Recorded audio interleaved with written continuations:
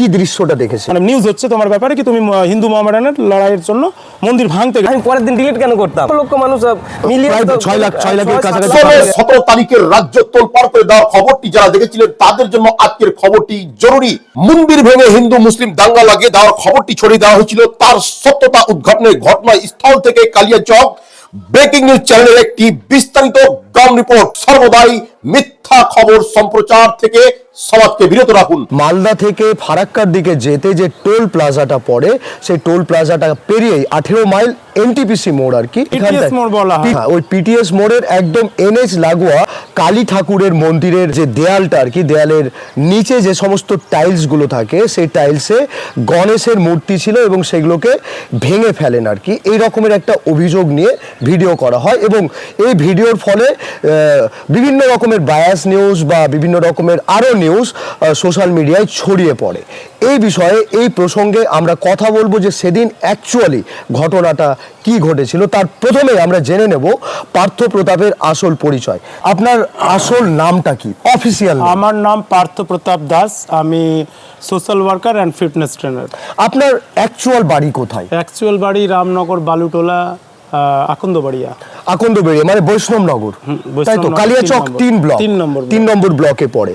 আচ্ছা, আপনার সঙ্গে সেদিন যে রাত্রে ঘটনাটা ঘটেছিল, যে এই ভিডিওটা আমি এবং আরো অনেকে দেখেছিল, এই ভিডিও প্রসঙ্গে আপনি প্রথমে কি বলবেন সেটা আমি আপনাকে প্রথমে অ্যাকচুয়ালি আমি ছোট থেকেই না, যে কোনো ধর্মেরই দেবদেবতার যারই নাম থাকুক না কেন, মানে পড়ে থাকতে গেলে যেরকম আল্লাহু লেখা হোক বা চার্চের লেখা হোক, খ্রিস্টানদের যেগুলো, এগুলো সব উঠিয়ে আমি সমাধি করি এবং আমাদেরও প্যাকেটের গায়ের যদি থাকে বা তিরঙ্গা ধ্বজ বা ইয়ের টুপি, ওই নামাজি টুপি, এগুলো আমি বস্তা মাটিতে সমাধি করেছি। সেগুলো আমি মানে ভিডিও সেরকম করি না। এই যে ঘটনাটা, এটা 2 বছর আগে আমি দেখেছিলাম, ওখানে গণেশ মূর্তি লাগানো ছিল এবং আমি তখন থেকেই বলি এবং অনেক জায়গাতেই আমার কথা শুনে অনেকেই লাগিয়েছে। আমার ফেসবুকে এগুলো ভিডিও দেওয়ার একটাই মতলব হচ্ছে কি আমার দেখে যাতে সবাই যারা লাগিয়ে রেখেছে তারা খুলে দেয়, আর কোনো আমার ভাইরাল হওয়ার কথা বা কি যেন ভিউজ পাবো এগুলোর জন্য আমি করি না। আপনি বলতে চাইছেন যে 16 তারিখের রাত্রে যে ঘটনাটা ঘটেছিল সেগুলো ঘটনা এর আগেও আপনি ঘটিয়েছেন? হ্যাঁ, না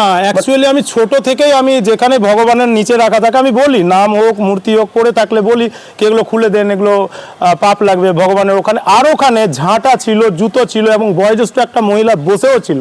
আচ্ছা, তো ওই যে মানে পিটিএস মোড়ের যে মন্দিরটা, কালীমার মন্দির আর কি, কালী ঠাকুরের মন্দির, ওইখানে অ্যাকচুয়াল কি দৃশ্যটা দেখেছিলেন? একদম নিচে গণেশ লেখা আছে, তারপরে ওম এবং গণেশ এবং জুতো, ওমের গণেশজির মুখে জুতো আর ঝাঁটা যদি থাকে তো কি লাগবে আপনি বলুন প্রথমে। আচ্ছা, মানে আপনার মনে হয়েছিল যে ওইখানে ঠাকুরকে অপমান করা হচ্ছে, ওইখানে লাগিয়ে দিয়ে। তো আপনি যখন ওটার ভাঙার প্রস্তুতি নিয়েছিলেন সেই সময় এলাকাবাসীরা ছিল? অবশ্যই অনেকেই ছিল এবং ওখানকার মন্দির এবং কি যেন ওই যে মহারাজজি উনিরাও ছিলেন এবং শাবল উনি এনে দিয়েছিলেন। আর একটা কথা বলি কি, এটার জন্য আমাকে সম্মানিত ওই সুমন ভাই আমাকে করেছিল, হালদার ভাই যাকে আমি বলি, সেই আমাকে সম্মানিত করেছিল মালা টালা পরিয়ে। এই কালী পুজোতেই আমাকে সম্মান করেছিল, এই বছরের কালী, এই বছরেরই। আর আমি বলেছিলাম কি আমাকে এগুলো সম্মান, মাইকেই বলেছিলাম কি এইগুলো সম্মান চাই না, আমার ওই গণেশজি আর ওমগুলো ওখান থেকে উঠিয়ে দাও ভাই। সবাই বলেছিল হ্যাঁ তুলে দেবো। এবার ওদের দিক থেকে আমি স্যাটিসফাইড ছিলাম। তারপরেও আমি যে ভাইটা আমাকে নিয়ে যায় এবং নাম্বার দেয়, প্রধান ভাইয়ের নামও জানি না এখন ঠিক মতন, নাম্বার তো ওরাই দিল। দেওয়ার পর আমি প্রধান স্যারকে বলেছিলাম, হ্যাঁ তখন এবার আমি বলেছিলাম একটা মিস্ত্রি দিয়ে নামরাই ভেঙে টেঙে ওটা ঠিকঠাক করে দেবো, আমি লেবারের মতন কাজ করে দেবো, এটা আমি বলেছিলাম। আচ্ছা, তারপর এবার ওখানকার ছেলেরা বা সবাই যখন সবাই ছিল শুনছিল, তো বলছে প্রধান স্যার বলে দিয়েছে চলো এবার ইট পাটকেল দিয়ে ওরাই ভাঙতে লেগেছিল। আচ্ছা, এটা একটা যেটা শুনলাম যে প্রধান সাহেব আপনাকে নাকি বলেছিল যে আগামীকাল, মানে 16 তারিখ নয় 17 তারিখে গিয়ে, আগামীকাল মানে আমি মিস্ত্রিতে বলেছিলাম, হয়তো বুঝতে টুঝতে দুজনেরই একটু গন্ডগোল হয়েছে হয়তো। প্রথমে 10-12টা মহিলা যারা কীর্তন করে তারা কিন্তু বললো কি বাবা খুব ভালো কাজ করেছো, খুব এতদিন থেকে হয়নি, এটা হলো খুব ভালো কাজ, আমাদেরও পা লাগছিল বসতে পারে, এরকম বলেছিলেন এলাকাবাসী বলেছিল, সবাই বলছিল। নাম্বারটা নিয়ে আমি বললাম তাড়াতাড়ি আসো, আমাকে এখানে বিপদে ফেলে দিয়েছে। আমি ভেবেছিলাম কি আমাকে ওখান থেকে উদ্ধার করবে, কিন্তু ও যে ভিডিও শুরু করে দিয়েছে, আমি তবুও ভাবলাম কি যখন আমার সঙ্গে এসে ভিডিও বানাচ্ছে আমি ভাবলাম কি ওরা হয়তো একটা সবুত লাগছে, আমাকে এটা করে দিতে হবে। আচ্ছা। ঠিক আছে, এবং আমি টাইলসটাও করে দিতে চেয়েছিলাম, আচ্ছা। ওরাও রাজি হলো, এবং আমাকে ওখানে যে নেক্সট স্যার যিনি এসেছিলেন তিনিও আমাকে বললো তুমি যাও যাও যাও, আমরা মানে ইয়ে করে দেবো। আমি তবু বললাম আমি টাইলস দিব। হ্যাঁ, ওই নেক্সট স্যারটাকে কে আপনাকে বলেছিলেন যে আপনি যান?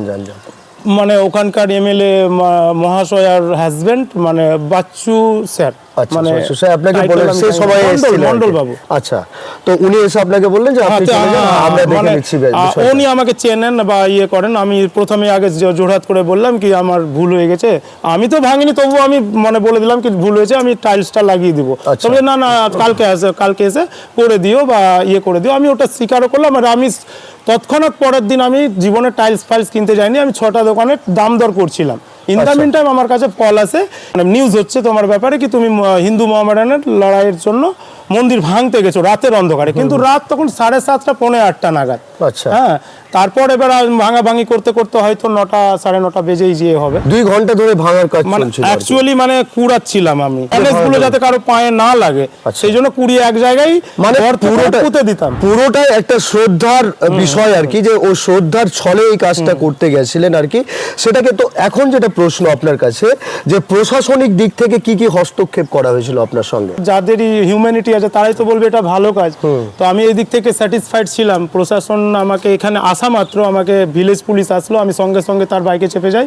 তখন আমাকে কালিয়াচক থানা থেকে বৈষ্ণবনগর থানা নিয়ে যায়। আমি স্যারকে সব ঘটনা বলি এবং স্যার বললো কি ঠিক আছে সব ইয়ে হবে। তারপরে কি হলো না হলো আমাকে কোর্ট ফোর্ট নিয়ে যে একদম, এই যে আমার ছোট থেকেই আমি নিজে না খেয়ে কাউকে খাইনি কোনোদিন। আজকে যে আমি বেরাতে পারছি না বা যেতে পারছি না, এই মিডিয়ার চক্করেই বলতে পারেন, বা না এই ভিডিওর ফুটেজ ভুলভাল নিয়ে যে আমার একটা আলাদা একটা ইয়ে দিয়েছে, সেটা তো আমার মানে আমার ব্যাপারটা সেরকম অ্যানিমাল লাভার যারা তারাই বুঝতে পারবে কি ওদেরকে আমি 25 বছর ধরে কালিয়াচকে খাইয়ে এসছি, ছোট একদম রোজকার। এটা আমার জ্বর হলেও আমি ছাতা নিয়ে হয়তো গেছি, কি বৃষ্টির সময়ও কি ওদেরকে না হলে 10 জনকেও কালিয়াচকের এলাকাতেও আমাকে রাত করে খাওয়াতে হবে। এটা একটা আমার মানে হ্যাবিটে পরিণত হয়েছে। আসলে কি বলুন তো, যে অনেকেই জানে পার্থ প্রতাপ বাবুকে, যে উনি বহুদিন ধরে, উনি বললেন যে 25 বছর ধরে রাস্তার প্রাণীদের, অবহেলিত মানুষদের, পরিত্যক্ত মানুষদের সেবা যত্ন, ব্যবহার, উনাদের সঠিক চিকিৎসা সমস্ত কিছু করে থাকেন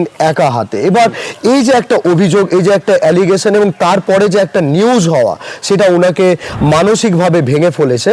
আরও একটা আপনার সম্পর্কে যেগুলো আমরা মন্তব্য পাচ্ছি বা সোশ্যাল মিডিয়ায় যে সমস্ত মন্তব্য ভাইরাল হচ্ছে, যে বর্তমানে ভারতবর্ষের চারদিকের একটা আবহাওয়া, ধর্মীয় আবহাওয়া বা রাজনীতিগতভাবে একটা আবহাওয়া, আরএসএস বলুন বা বিজেপি বলুন বা আরও অন্যান্য যে সমস্ত দলগুলো রয়েছে আর কি তাদেরই বলুন, তো এই ক্ষেত্রে যে আপনার নামে একটা আমরা মন্তব্য পাচ্ছি যে আপনি নাকি আরএসএস এর বা বিজেপির হয়ে নিবৃত্তে কাজ করছেন, মানে আপনাকে এই কাজগুলো করার জন্য রেখে দেওয়া হয়েছে। কারণ এখানকার যে অধিবাসী, মালদা বলুন বা মুর্শিদাবাদ বলুন, এখানে মুসলিম এবং হিন্দু সহাবস্থান করে বহু বছর ধরে, এবং সেই জায়গাগুলোতে যেন বিবাদ সৃষ্টি হতে পারে তার জন্য আপনাকে রাখা হয়েছে। এই বিষয়ে আপনি কি বলবেন? অ্যাকচুয়ালি বলি, আমাকে সার্চ করুন, বাড়ি টাড়ি সব সার্চ করুন, আমার অ্যাকাউন্ট নাম্বারই নাই। আমি আমার মানে কি বলবো, আর এইটাতে যে বলছে মানে বলে বোঝাতে পারবো না আমি, কি আমি নিজের টাকা যা ইনকাম করি সেটা আমি এদেরকেই খাইয়ে দিই সম্পূর্ণটা। আর কেউ যে আমাকে ফান্ডিং করে কি, টাকা এত পাই কোথায়, কি করে, হ্যান করে ত্যান করে, কেউ ওকে দিচ্ছে। আমি কোনো স্কুলে গেছিলাম কি আমাকে যোগা শিখাতে দেন বাচ্চাদের জন্য, তো বলেছে আমি যোগীজির লোক, কেউ বলেছে আমি মোদিজির লোক, কেউ বলেছে দেখুন আমি মাঝে মাঝে গেরুয়া পরি, হ্যাঁ মানে পাগড়ি লাগাই, এটাতে অনেকেই অনেক কথা বলে। হ্যাঁ, তারপর এই যে আরএসএস এর লোক, আমি কারো লোক নয়, আপনাদেরকে না কিচ্ছু মাইন্ডে নিতে হবে না। আমি এই ভবগুড়েদের, এই অ্যাক্সিডেন্টালি প্রাণীদের লোক, আমি কোনো দলেরই না, আর আমি কারো দিক থেকে না, কেউ আমাকে ফান্ডিং করে না।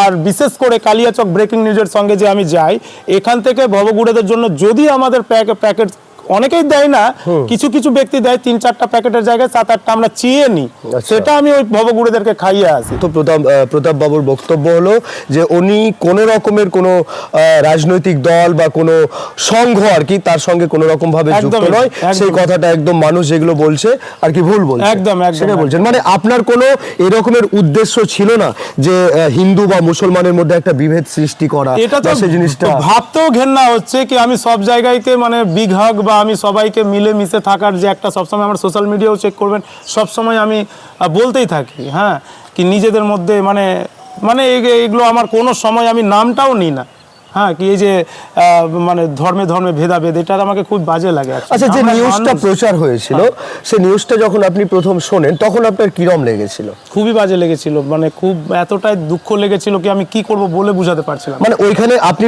বলতে চাইছেন যে ওইখানে রাজনৈতিক রং চাপানো হয়েছে? একদম।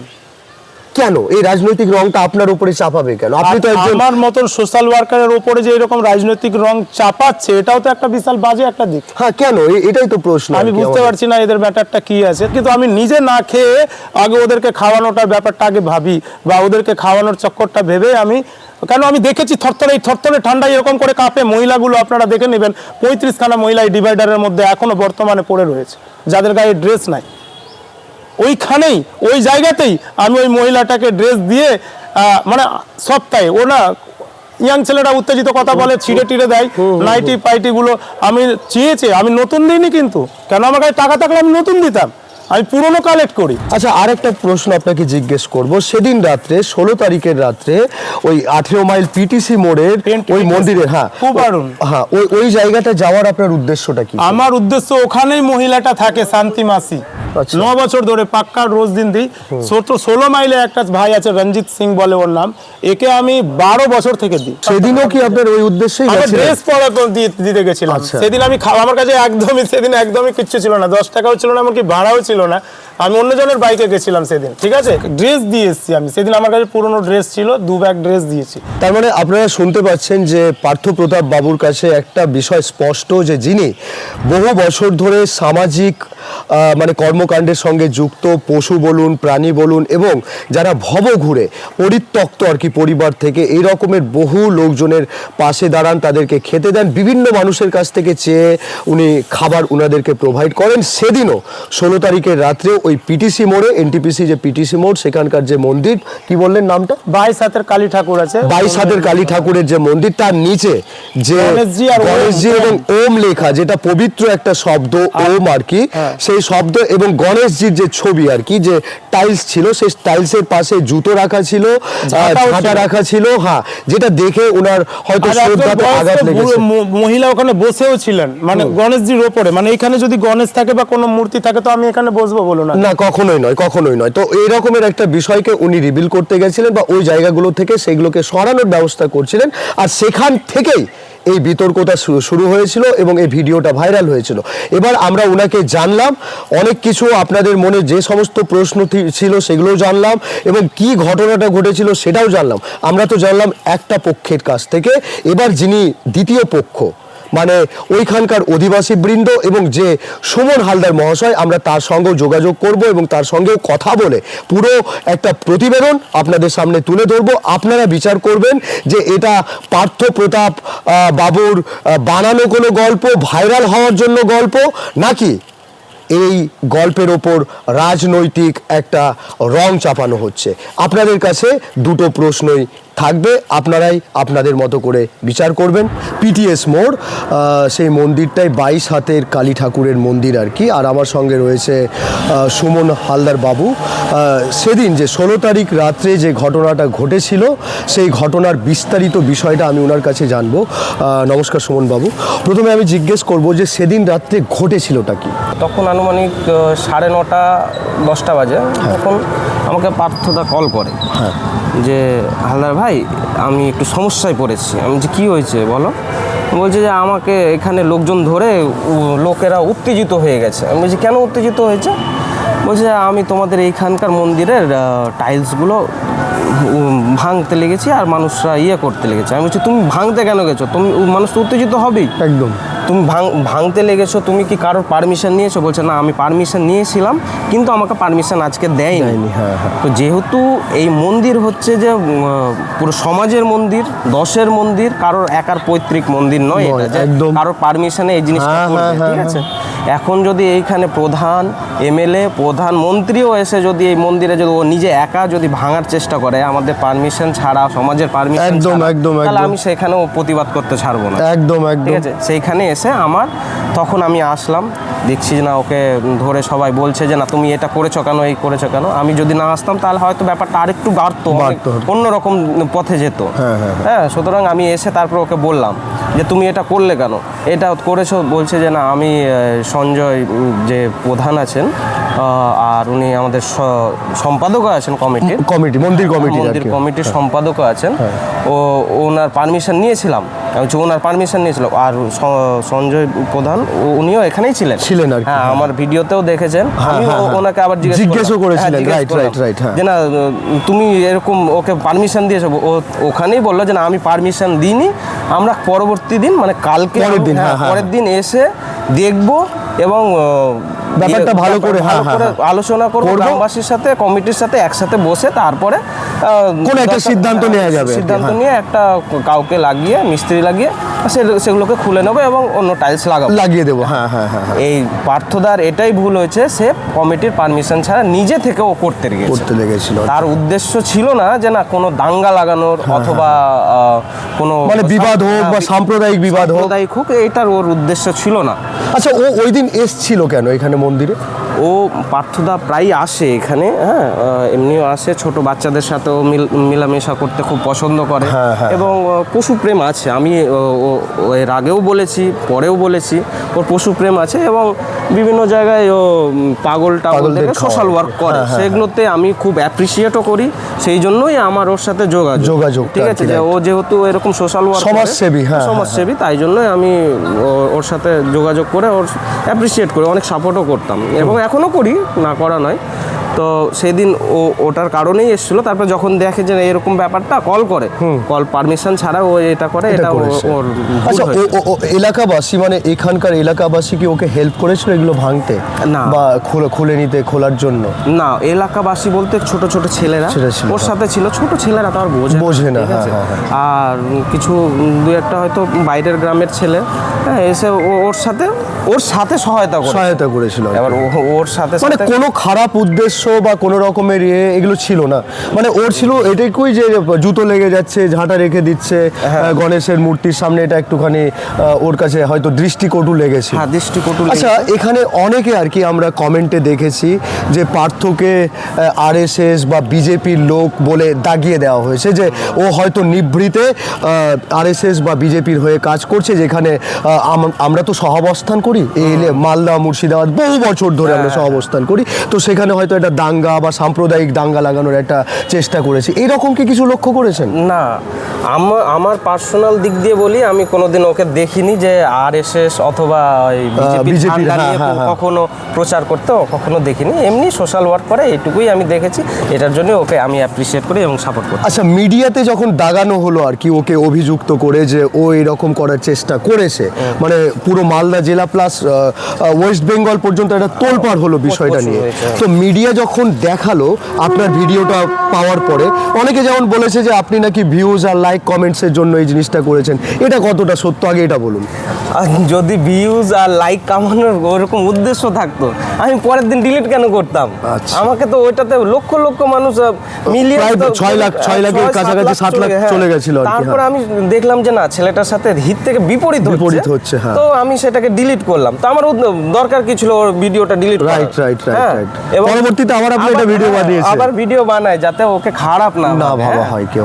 এটাই আমার উদ্দেশ্য। তো মিডিয়া যেটা করেছিল, মানে আপনার সঙ্গে যে মিডিয়াগুলো নিউজ করেছিল, ওই মিডিয়াগুলো কি আপনার সঙ্গে যোগাযোগ করেছিল, জানার চেষ্টা করেছিল? না, এটাই আমি বলবো যে মিডিয়ার কাজ হচ্ছে সমাজের কাছে বার্তা পৌঁছে দেওয়া, সঠিক বার্তা পৌঁছে দেওয়া। একদম ঠিক আছে। মিডিয়ার এই কাজ নয় যে কারোর ভিডিও তুমি কপি করে নিয়ে ডাউনলোড করে নিজের মতো মনে বানিয়ে আর কি প্রতিবেদন করবে, আমার কাছে যাচাই না করে ওরকম ভাবে সম্পূর্ণ যতটা এখন পর্যন্ত এই দাদা তুমি প্রথম এলে দাদা মানে ফোন করলাম আর কি যে কি হয়েছিল ঘটনাটা, তুমি তার আগে কেউ আমাকে ফোন করে জিজ্ঞেস করেনি ব্যাপারটা কি হয়েছে, সত্য ঘটনাটা কি হয়েছে সেটাকে জিজ্ঞেস করেনি। এবং পরে যে ভিডিওটা দিই সেটাও কেউ প্রতিবেদন করে চালায়নি আর কি। মানে আপনারা দেখতে পাচ্ছেন যে বায়াস নিউজ কি করে মিডিয়াগুলো ছড়িয়ে দিচ্ছে, মানে সুমন বাবুর প্রোফাইল থেকে ভিডিওটাকে ডাউনলোড করে সেই ভিডিওকে নিজের মতো করে করে রং চং চাপিয়ে সেটাকে আপনাদের কাছে প্রেজেন্ট করা হয়েছিল।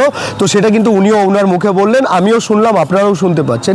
আর একটা প্রশ্ন আপনাকে করব শেষ, যে এই যে ঘটনাটা ঘটেছে সেটা একটা কোইন্সিডেন্ট, সেটা একটা ভুল বা পারমিশন ছাড়া বা যাই হোক, এটা একটা ভুল হয়েছে, এটা আবেগে হাত দিয়েছে, সেটা আরও বৃহত্তর অর্থে করা যেতে পারতো। কিন্তু এখানে কি আপনি কোনো রকমভাবে বুঝতে পেরেছেন যে রাজনীতির রং লাগানো হয়েছে?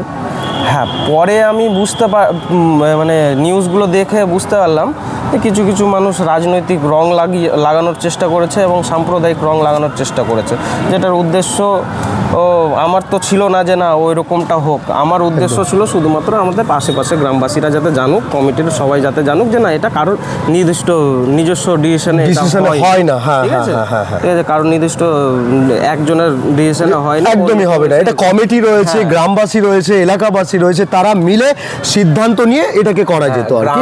এই মন্দির মসজিদ তো সবার জন্য, যে যেখান থেকে আসতে পারে, পৃথিবীর যে কোনো প্রান্ত থেকে আসতে পারে। তো যাই হোক, আমার খুব ভালো লাগলো। তো আপনাকে আর একটা কথা বলবো, যে আপনি দর্শকদের প্রতি যারা ভুল ভেবেছে বা ভাবছে এখনো, তাদের প্রতি কি বলবেন? দর্শকদের বলবো যে পার্থ প্রতাপ দাকে তোমরা কেউ দাঙ্গাবাজ ভেবো না, হ্যাঁ, যে সে দাঙ্গার উদ্দেশ্যে এরকম করেছে।